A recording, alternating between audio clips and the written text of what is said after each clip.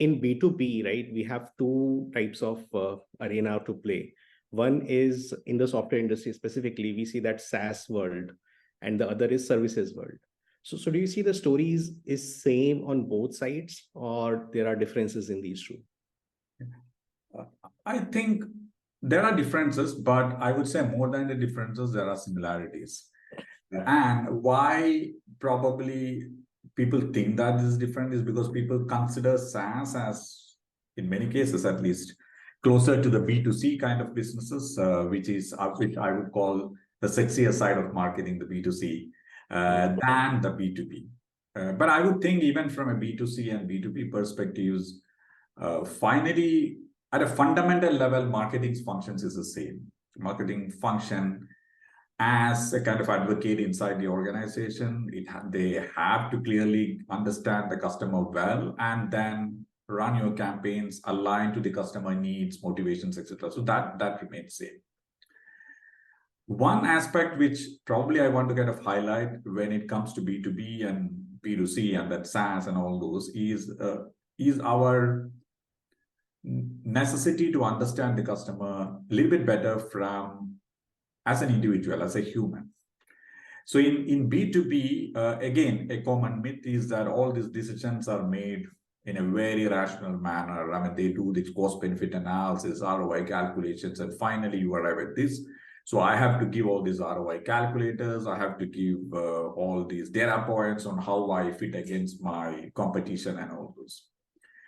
So interestingly, there is a field of economics, actually started with economics, and then now it has got its implications in marketing and many other fields around behavioral economics.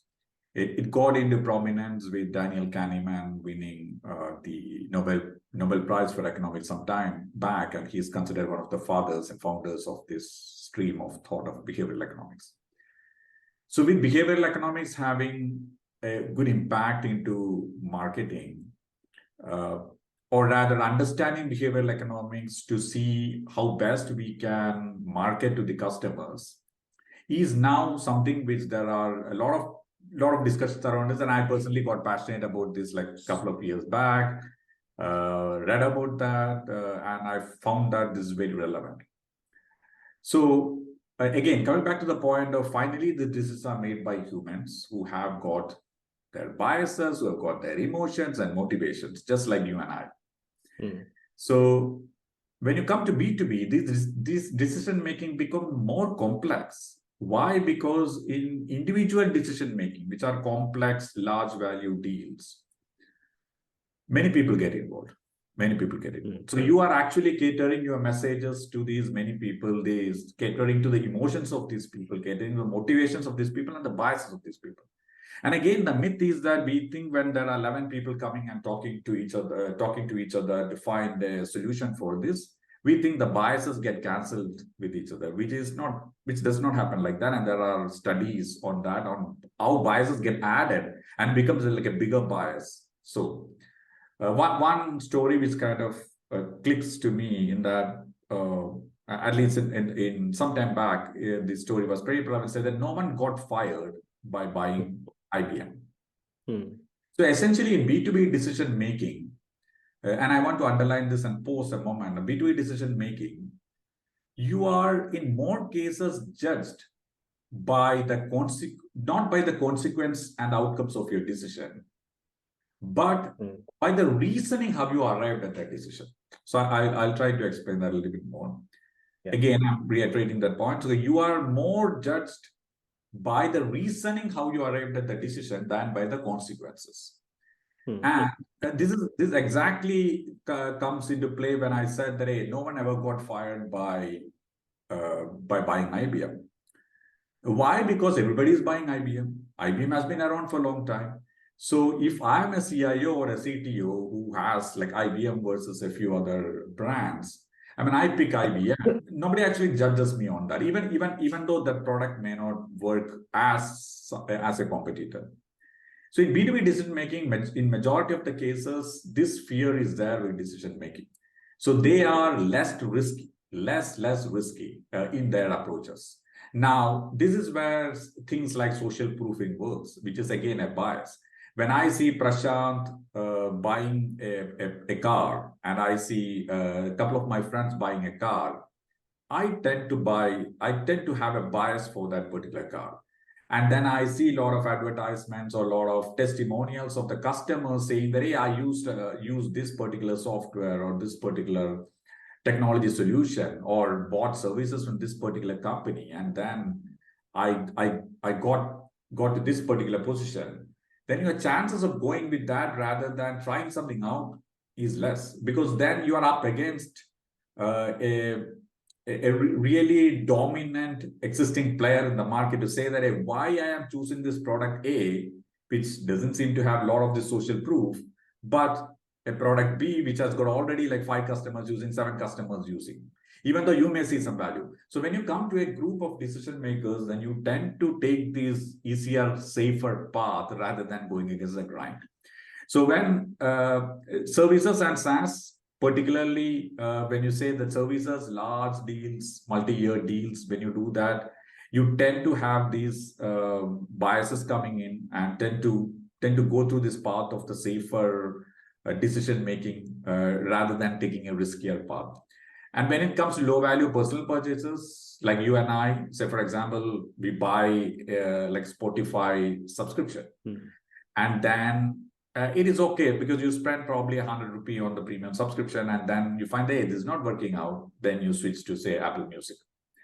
Now there you don't have to explain it to somebody else that, hey, why I made this purchase. I mean, you have to explain to yourself, but not others. But when it comes to multiple people coming to the decision making, then it becomes a bit complex.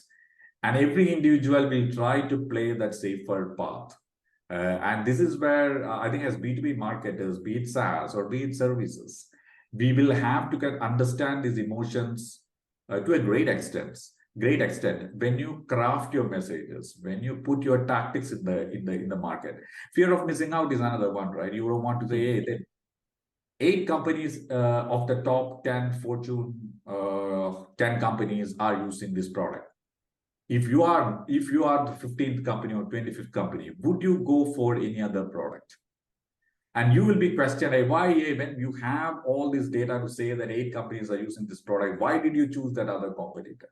So sometimes when we do marketing, we will not think like that. We will just put our own messaging out there, our own product, ROI charts and comparative studies and all those. But somewhere I feel that we don't spend much time to understand the emotions and the motivations of a decision maker or a decision making committee, as they saw it. So I don't know whether I kind of got to your particular question, but this is how I kind of see a SaaS services or a B2C, B2B kind of decision making, and how there may be minor changes in the decision making, and how there are more commonalities than these differences. No, I think you've brought in some great points where we could understand the differences and similarities in these two.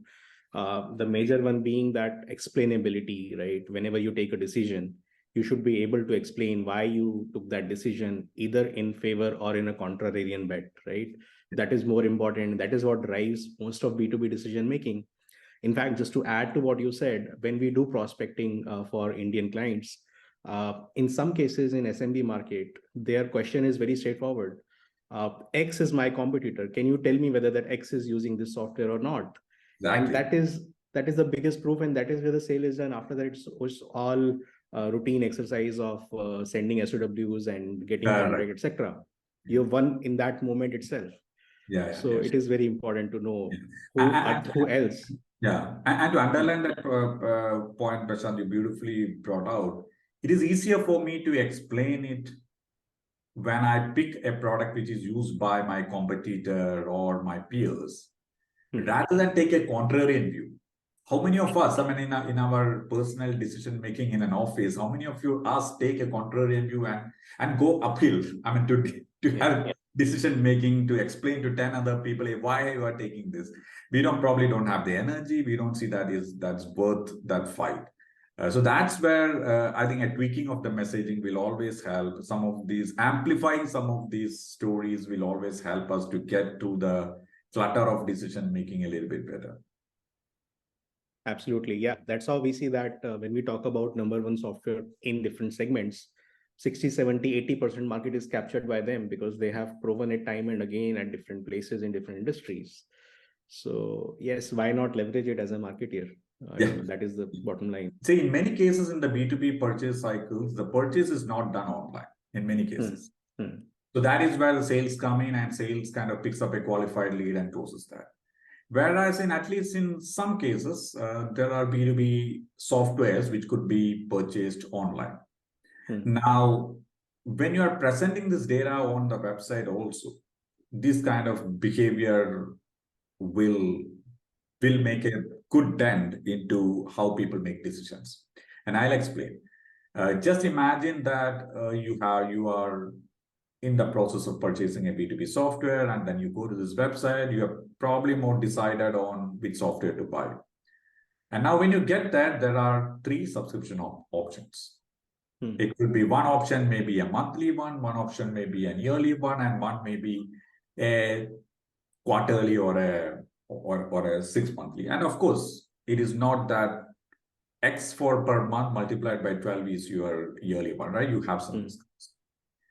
And in many cases, you can see, at least in some cases, you can see that there is a small social proofing done by the smarter marketers saying that, hey, this is the most preferred one. Yes, they mark ribbon that. Yes. You can see that a very individual level or a B2C level in softwares like Zomato and Swiggy, where you are ordering the stuff and then you have, hey, 20 rupees or 30 rupees. This is the most tipped amount. So you are again slightly playing on to this emotions of this person who is making the decision, saying that the fear of missing out. A lot of people are doing this, and if I don't do that, am I doing something wrong? And also, second one, okay, hey, there are 3 options. What do I choose? Here it is, which majority of the people choose. I go, and again, you talked about the explainability. Right? I can explain very easily why I choose that, because most of the people are choosing that. So that's again one small aspect when it comes to a purchase, which is closing on the website, where some of these behavioral insights could be put into practice. Yeah, in fact, I was watching one of the interviews from Zomato's founder, and he was asked a question that your business is not making profits and you're giving 40% discount. And he mentioned this, that I know that this is not right and I want to change it. But what I'm saying is 40% up to 80 rupees. Yes. So I'm giving 80 rupees discount, not 40% discount, yes. But that still works. And so we had to play the game that way. Yes, you are right. You are right. Yeah. We always want a better deal as an individual or a company. So we always look at that.